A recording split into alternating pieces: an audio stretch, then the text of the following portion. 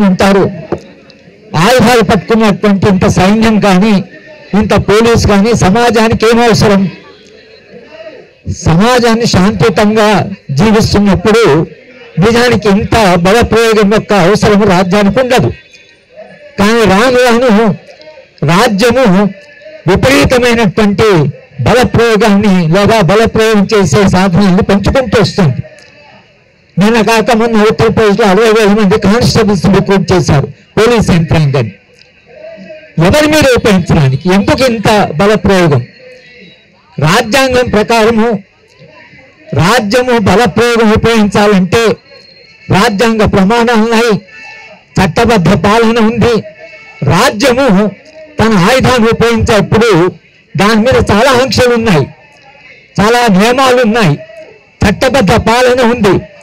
ఆయుధం ఉపయోగించే ముందు ఇవన్నీ కూడా ప్రమాణాలకు లోబడి రాజ్యం ఆయుధాన్ని ఉపయోగించాలి. ప్రైవేటు వైలెన్స్కి రాజ్యం చేసేటువంటి బలప్రయోగం చాలా తేడా ఉంటుంది. సమాజంలో కొంత హింస ఉండొచ్చు.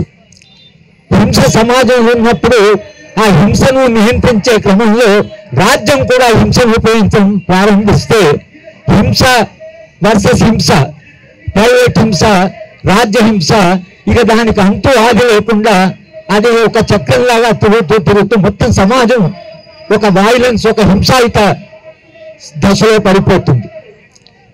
కనుక ఇవాళ మన రాష్ట్రంలో వామపక్ష పార్టీలన్నీ ఒకటై వాళ్ళ మధ్య చాలా తేడాలు ఉన్నాయి, భావజాలకు తేడాలు ఉన్నాయి, వాళ్ళకు చాలా తేడాలు ఉండే ఇన్ని పార్టీలు ఉన్నాయి. కానీ వామపక్ష పార్టీలు తెలంగాణ వరకైతే ఒకటి అర్థం చేసుకుని ఏంటంటే ఈ రాజ్యము ఒకవేళ ఇలాగే ప్రవర్తిస్తే రాజ్యాన్ని నియంత్రించకుండా రాజ్య బలప్రయోగం అనేది దానికి ఆంక్షలు లేకుండా అది ఉపయోగించడం, దాన్ని ప్రయోగించడం ప్రారంభిస్తే అది అక్కడ ఆగదు. ఇది చరిత్ర. రాజ్యము ఒక్కసారి ఏ ఆంక్షలు లేకుండా చట్టబద్ధ పాలన లేకుండా ఒకవేళ రాజ్యం పరిపాలించడం మొదలుపెట్టిందంటే ఇక రాజ్యానికి హద్దులు ఉండవు. ఎందుకంటే రాజ్యం దగ్గర ఉన్న బలప్రయోగ సాధనాలు ఏవైతున్నాయో విపరీతమైన సాధనాలు ఉన్నాయి. ఇన్ని సాధనాలు తమ దగ్గర పెట్టుకొని, ఇన్ని ఆయుధాలు తమ దగ్గర పెట్టుకొని వాళ్ళు ఒకవేళ ఈ ఆయుధం మీద నియంత్రణ లేకపోతే రేపు భవిష్యత్ సమాజం ఏం కాబోతున్నదని ఆందోళన నుంచి మనందరం ఇక్కడికి వచ్చాం. రాజ్యానికి చెప్పడానికి వచ్చాం, మీకు బలప్రయోగం చేసే అధికారం రాజ్యాంగం ఇవ్వచ్చు, కానీ ఎటువంటి పరిస్థితుల్లో మీరు మీ ఆయుధాన్ని ఉపయోగించాలనే ఆంక్షలు ఉన్నాయి, చట్టబద్ధ పాలన ఉన్నాయి, ప్రమాణాలు ఉన్నాయి. ఈ ప్రమాణాలు కాదని మీరు ఒకే ఒకసారి ఫలానా గ్రూప్ని మేము అంతం చేస్తాం అంటే మీరు అంతం చేస్తామని ఎలా ప్రకటిస్తారు?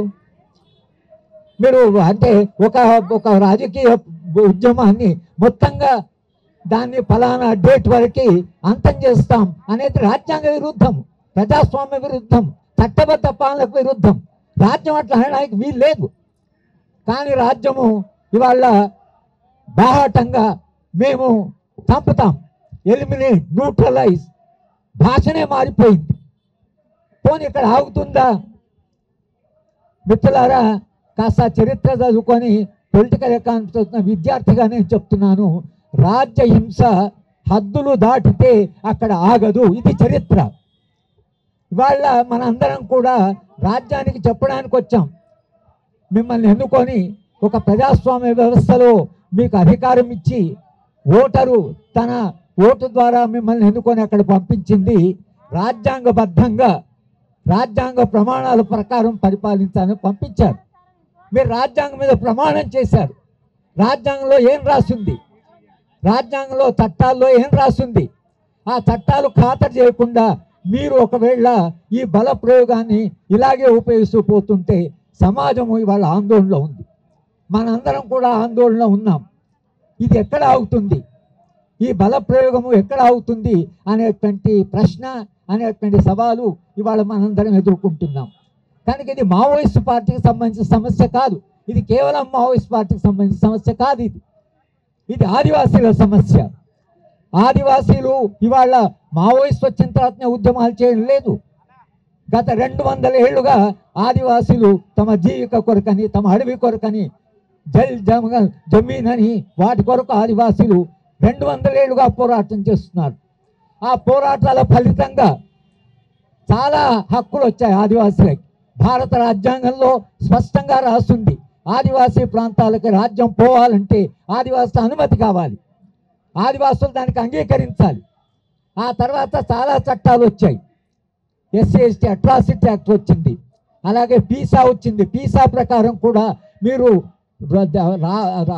ఆదివాసీలు ఎవరి ప్రాంతానికైతే మీరు వెళ్తున్నారో అక్కడ వెళ్ళడానికి వాళ్ళ అనుమతి కావాలి. రాజ్యాంగంలో జైపాల్ సింగ్ స్పష్టంగా మాట్లాడాడు, మేము ఇంతకాలంగా పోరాటం చేస్తున్నాం, మీరు మేము కలిసి ఉండాలని అంటున్నాం, మా స్వతంత్ర ఏంటి, మా స్వేచ్ఛ సంగతి ఏమిటి, మా స్వయం పరిపాలన సంగతి ఏమిటని జైపాల్ సింగ్ భారత రాజ్యాంగం రాస్తున్నప్పుడు ఆయన ఒక ప్రాథమికమైన ప్రశ్న ఏదైతే అదే ప్రశ్న 75 ఏళ్ళ తర్వాత మనం అడుగుతున్నాం. ఇవాళ ఆదివాసుల యొక్క అస్తిత్వం ఏమిటి, ఆదివాసుల జీవన విధానం ఏమిటి, ఆదివాసుల యొక్క స్వేచ్ఛ ఏమిటి, స్వాతంత్రం ఏమిటి, వాళ్ళ మీద అడవి మీద ఉండే వాళ్ళ హక్కుల సంగతి ఏమిటి, ఇవన్నీ పోయి ఇవాళ కేవలము అక్కడ సహజ వనరులు ఉండబట్టి, అక్కడ ఖనిజాలు ఉండబట్టి ఆదివాసుల వాళ్ళని అది నిజంగా కూడా వాళ్ళ యొక్క విషాదం అది. ఎందుకంటే వాళ్ళ కాళ్ళ కింద అంత సంపదను వాళ్ళు కూడా తెలియదు, ఉన్న వాళ్ళు తీసుకునేవాళ్ళు కాదు, వాళ్ళకి స్వార్థం లేదు, వాళ్ళకి స్వప్రయోజనం లేదు, డబ్బులు చేసుకోవాలని లేదు, వాళ్ళకు పేరు లేదు. వాళ్ళు అమాయకులుగా అడవి మీద ఆధారపడి ఒక స్వచ్ఛమైన జీవితాన్ని గడుపుతున్న ఆదివాసీల మీద బ్రిటిష్ ఈస్ట్ ఇండియా కంపెనీ దగ్గర నుంచి ఇప్పటిదాకా మనం నిరంతరంగా అంటే ఒక్క సమస్య కాదు, సమస్యల వలయంలో వాళ్ళని ఎక్కేసాం. ఇది ఆదివాసీల పోరాటం. కానీ ఆదివాసుల పోరాటానికి మావోయిస్ట్ పార్టీ అక్కడ ఉంది కాబట్టి మీరు మావోయిస్టు సరే ఆయుధాలు ఉన్నాయి అని మీరు అంటున్నారు, కానీ చంపుతున్నది ఎవరిని? ఆయుధాలు ఉన్న వాళ్ళు కదా, అమాయకమైన ఆదివాసులను చంపుతున్నారు కదా. ఆదివాసీలని మనము అక్కడ వెళ్ళి పిల్లలు అనకుండా, చిన్నపిల్లలు అనకుండా, మహిళలు కాకుండా, వృద్ధులు అనకుండా మీరు మొత్తంగా ఇవాళ ఆదివాసుల మీద ఒక యుద్ధాన్ని ప్రకటించారు. ఈ యుద్ధం ఏదైతే ఆదివాసుల మీద ప్రకటించారో ఆ యుద్ధం అక్కడ ఆగుతుందా? అక్కడ ఆగుతుందా? లేక ఆ యుద్ధము ఎక్కడి దాకా పోతుంది? ఇవాళ మీరు ఇజ్రాయిల్ దుర్మార్గం చూస్తే అమానవీయంగా, అమానుషంగా హాస్పిటల్స్ మీద, స్కూళ్ళ మీద, ఇళ్ళ మీద బాంబులు వేస్తున్నారు. ఎట్లా? అసలు నీ దగ్గర అధికారం ఉందని, నీకు బలప్రయోగం చేసే ఒక శక్తి ఉన్నదని ఇవాళ ఇజ్రాయిల్ అనేటువంటి దుర్మార్గమైన దేశము అమెరికా యొక్క వాళ్ళ మద్దతుతో ఇవాళ వాళ్ళు మొత్తంగా టీవీ స్టూడియోలు, హాస్పిటళ్ళు, సివిలియన్ ఏరియాసు, అంటే జీవించే జనజీవనం మీద యుద్ధానికి కూడా నీతి ఉంటుంది కదా. ఆ యుద్ధం నీతి అక్కడ లేదు. దాని వెనుకున్న అమెరికాకు అసలే యుద్ధ నీతి వాడు వెనుకుండి నడుపుతున్నాడు. ఆ అమెరికాలో ఉండేటువంటి ఖనిజ వనరుల కొరకని ఇవాళ అక్కడ యుద్ధం చేస్తున్నారు, అక్కడ ఆయిల్ ఉందని యుద్ధం చేస్తున్నారు. ఇవాళ మీరు ఏ ఖనిజ వనరుల కొరకైతే ప్రపంచవ్యాప్తంగా ఒక యుద్ధ వాతావరణాన్ని చేశారో భారతదేశంలో కూడా జరుగుతుంది అదే. ఈ దేశంలో ఉండే ఖనిజాలను వాటిని దోచుకోవడానికి, ఆ ఖనిజాలను ఇవాళ లాభాల కొరకని, కార్పొరేట్ లాభాల కొరకని మీరు ఇవాళ ఒక యుద్ధం చేస్తున్నారు. మీరు ఖనిజ వనరులనే ఆదివాసీ ప్రాంతంలో ఉంటే ఆదివాసితో కూర్చొని మాట్లాడవచ్చు. ఈ ఖనిజాలు దేశానికి అవసరమని చెప్పొచ్చు. దేశ సంపద పెరగడానికైనా, దేశంలో ప్రజలందరి జీవితం బాగుపడాలన్నా, ప్రాజెక్ట్ కట్టాలన్నా, రోడ్లు వేయాలన్నా, పరిశ్రమలైనా కొంత ఖనిజాలు అవసరం అని వాళ్ళకి చెప్పొచ్చు, కూర్చొని మాట్లాడవచ్చు. అది రాజ్యాంగం చెప్తున్నది. కానీ వాళ్ళతో కూర్చున్నది లేదు, మాట్లాడేది లేదు. ఇవాళ పోనీ ప్రభుత్వం తీసుకుంటున్నదా ఖనిజ వనరులు? కాదు, ప్రైవేట్ కార్పొరేట్ శక్తులని. ప్రైవేట్ కార్పొరేట్ శక్తి వాళ్ళ లాభాల కొరకని, అంతర్జాతీయంగా జాతీయంగా పెట్టుబడిదారుల యొక్క లాభాల కొరకని మీరు ఇవాళ అక్కడ కదా ఈ ఆపరేషన్ కగారు మీరు దాన్ని ప్రకటించారు. ఆపరేషన్ కగారు వెనుక దాన్ని ఏ ఉద్దేశంతో చేస్తున్నారు? మీరు మావోయిస్ట్ ముక్త భారత్ అంటున్నారు. ఓకే, మావోయిస్ట్ ముక్త తర్వాత ఏమిటి? దేని కొరకు మీరు అక్కడ అడవిలోకి ఎందుకు పోతున్నారు? అడవిలో పోతున్నది ఆ ఖనిజ వనరుల కొరకు పోతున్నారు. ఖనిజ వనరులు ఎవరికి కావాలి? సామ్రాజ్యవాద దేశాలకి, ఈ దేశం నుండి కార్పొరేట్ శక్తులకి. కార్పొరేట్ శక్తుల కొరకే మీరు పాలన చేస్తున్నారా, లేక ప్రజల కొరక? ఈ దేశంలో ఉండే ప్రజలు కన్విన్స్ అయ్యారా? అంటే సంపద పెంచుకోవడం కొరకని ఈ విపరీతమైన అసమానతలు పెరుగుతున్న దేశంలో కేవలము కార్పొరేట్ గుప్పడి మంది కొరకని ఇవాళ ఇంత బల ప్రయోగం జరుగుతున్న దేశంలో. కార్పొరేట్ శక్తులు ఒకవైపు, తర్వాత మత ద్వేషాలను పెంచడం. మత ద్వేషాలను పెంచడం ఎందుకు? ఈ మతాలన్నీ కలిసి మనుషులు కాదా? మొదట మనం మనుషులం, తర్వాత అయినా ఓ మతము కులం, కానీ ముందు మనం మనుషులం అని మర్చిపోతే ఎట్లా? మీరు చంపుతున్నది ఎవరిని? మనుషులను చంపుతున్నారు. మానవత్వం ఏమైంది?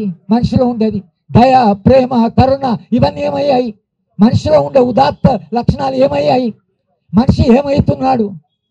ఈ ప్రశ్నలు ఏవైతున్నాయో కొన్ని తాత్విక ప్రశ్నలు, కొన్ని చారిత్రక ప్రశ్నలు ఇవాళ మన ముందున్నాయి. మనందరం ఇక్కడికి వచ్చి కూర్చున్నది కేంద్ర ప్రభుత్వానికి అయినా రాష్ట్ర ప్రభుత్వాలకైనా, ప్రభుత్వాలకు మనం చెప్తున్నది ఏమిటంటే, శాంతి ఎన్నడైనా యుద్ధం కంటే గొప్పది. శాంతి ఎన్నడైనా మనిషి అభివృద్ధికి, నాగరికత అభివృద్ధికి అది అవసరం. యుద్ధము అది విధ్వంసానికి దారితీస్తుంది, శాంతి మానవుడి యొక్క అభివృద్ధికి దారితీస్తుంది. శాంతి కావాలి అని యుద్ధంలో ఉన్న వాళ్ళే, మావోయిస్ట్ పార్టీ మేము శాంతి చర్చలకు సిద్ధము అన్న తర్వాత అంతకంటే రాజ్యానికి సంతోషపడవలసిన విషయం లేదు. మీరు మాట్లాడతామంటూనే మీరు వాళ్ళని చర్చలకు పిలవలసింది, మాట్లాడవలసింది. వాళ్ళ ఆయుధాల సమస్య ఉంటే ఆయుధాల సమస్య మాట్లాడండి, కానీ మేము లేదు, ఏది వినం. ఇక్కడ జస్టిస్ చంద్రకుమార్ గారు అన్నారు, దేశవ్యాప్తంగా రాష్ట్రమేమో ఢిల్లీలో కూడా మేము ఒక కమిటీని ఫామ్ చేశాం. ఆ కమిటీలో లాయర్స్ ఉన్నారు, తర్వాత ప్రజాస్వామ్యవాదులు ఉన్నారు. 8-10 రాష్ట్రాల నుంచి వచ్చి కమిటీ ఫర్ పీస్ అని ఒక 20 సంస్థను చేసి కాంగ్రెస్ పార్టీని, భిన్న రాజకీయ పార్టీని కలిసి మాట్లాడాం. రాహుల్ గాంధీని కలిసాం, మల్లికార్జున ఖర్గేని కలిసాం. అందరూ కూడా శాంతి కావాలని అంటున్నారు. కానీ శాంతి కావాలని వీళ్ళందరూ అంటుంటే వాళ్ళు మాట లేదు, చొలుకు లేదు. ఇంతకాలంగా మాట్లాడుతూ ఇంతమంది మేము దేశవ్యాప్తంగా మాట్లాడుతుంటే మేము శాంతి చర్చలు చేస్తారా చేయరా? శాంతి చర్చలు చేయకపోతే ఎందుకు చేయరు అనేటువంటి జవాబు చెప్పాలి కదా. ఎందుకు శాంతి చర్చలు చేయరు? శాంతి గొప్పదే కదా. శాంతి కొరకు చర్చలు జరపడం అనేది ఒక ఉన్నతమైనటువంటిది కదా. తెలంగాణ, ఆంధ్రప్రదేశ్లో శాంతి చర్చలు జరిగాయి కదా. శాంతి చర్చలు జరపడానికి మీకు అభ్యంతరం ఏమిటి? ఎందుకు వద్దంటున్నారు అనే ప్రశ్న అడగడానికి మనందరం ఇక్కడ కూర్చొని మాట్లాడుతున్నాం. కేంద్ర ప్రభుత్వాన్ని సూటిగా అడుగుతున్నాం, శాంతి ఎందుకు వద్దంటున్నారు అని. వాళ్ళకి వేరే కారణాలను ఏమో, ఏ కారణాలు అయితే ఏంటి, మీరు మాట్లాడుతుంటే సమస్యలు ఏమిటో మాట్లాడుకోవచ్చు కదా, సమస్యల పరిష్కారాలు ఏమిటో కనుక్కోవచ్చు కదా. కాంగ్రెస్ పార్టీ ఉన్నప్పుడు ప్లానింగ్ కమిషన్ వాళ్ళు కమిటీ వేశారు కదా. శంకరం గారు, బాలగోపాలు, నందిని సుందర్, బేలా భాటియా వీళ్ళందరితో ఒక కమిటీ వేశారు కదా. కమిటీ సలహాలు ఇచ్చింది కదా. ఏమైంది ఆ కమిటీ? ఆ కమిటీ రిపోర్ట్ బయట తీయండి. వాళ్ళు ఏం చెప్పారు అంటే, దేశంలో శాంతి కావాలి అని అనుకునే వాళ్ళందరూ కూడా శాంతి ప్రయత్నాలు చేస్తూనే ఉన్నారు. శాంతి ప్రయత్నాలకు, సమాజంలో ఉండే సమస్యలకు మూల కారణాలు వెతుకుదాం. ఆదివాసీ ప్రాంతాలు 200 ఏళ్లుగా ఎందుకు ఇంత అస్తవ్యస్తంగా మారింది, ఎందుకు సమాజంలో ఇక ఈ సమస్యలు వచ్చాయనేది చర్చిద్దాం, మూలాలకు వెళదాం, ఒక శాంతియుత సమాజాన్ని నిర్మిద్దాం. ఇవాళ కేంద్రంలో ఉండే ప్రభుత్వాన్ని మాడితే ఎలాంటి సమాజం మీరు కావాలనుకుంటున్నారు? మీ స్వప్నం ఏమిటి? మీ సమాజంలో మనుషులంతా కలిసి జీవిస్తారా? శాంతియుత సహజీవనము కొరకు మీరు ప్రయత్నం చేస్తున్నారా? స్వేచ్ఛ, స్వాతంత్రము, సమానత్వము, సౌభ్రాతృత్వం అనే ఉన్నత మానవ విలువలు ఏవైతున్నాయో ఆ విలువల కొరకు మనం ప్రయత్నం చేయాలి కదా. కనుక ఈ ఒక రమణీయమైన, ఒక సుందరమైన సమాజ నిర్మాణం మన స్వప్నం. కనుక దాని కొరకని మనందరం కూడా ఇక్కడ ముక్త కంఠంతో కేంద్ర ప్రభుత్వాలకైనా రాష్ట్ర ప్రభుత్వాలకైనా హింస ఆపండి, శాంతి కొరకు ప్రయత్నం చేయండి, శాంతి ద్వారా మనుషుల సమస్యను పరిష్కరించి ఒక మానవీయ సమాజ నిర్మాణం చేయండి అని అడగడానికి మనందరం వచ్చాం. మీ వచ్చిన వాళ్ళందరికీ కూడా వ్యక్తికి, మహిళలు కూడా చాలామంది వచ్చారు. మహిళ ఎప్పుడు శాంతినే కోరుకుంటుంది.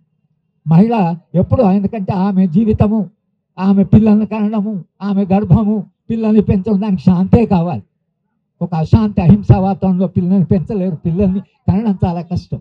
కనుక మహిళ స్వహాగా తాను శాంతిని కోరుకుంటుంది. కానీ ఇవాళ మహిళలు మనందరం కూడా ప్రభుత్వాలకు చెప్పడం ఏంటంటే, శాంతి ఎన్నడైనా యుద్ధానికంటే గొప్పది, శాంతి చర్చలు జరపండి, మూలాలకు వెళ్ళండి, సమస్యను పరిష్కరించండి. ఇది వాళ్ళ చరిత్ర. మనం అడుగుతున్న ప్రశ్న, ఇది సవాలు. మనందరం కూడా ఆ శాంతి ప్రయత్నంలో భాగం కావడానికి మీరందరూ వచ్చిన అందరికీ కూడా నేను ధన్యవాదాలు చెప్తూ, నేను మీ అందరిని కూడా మరోసారి ఆహ్వానిస్తూ నేను సెలవు తీసుకుంటాను.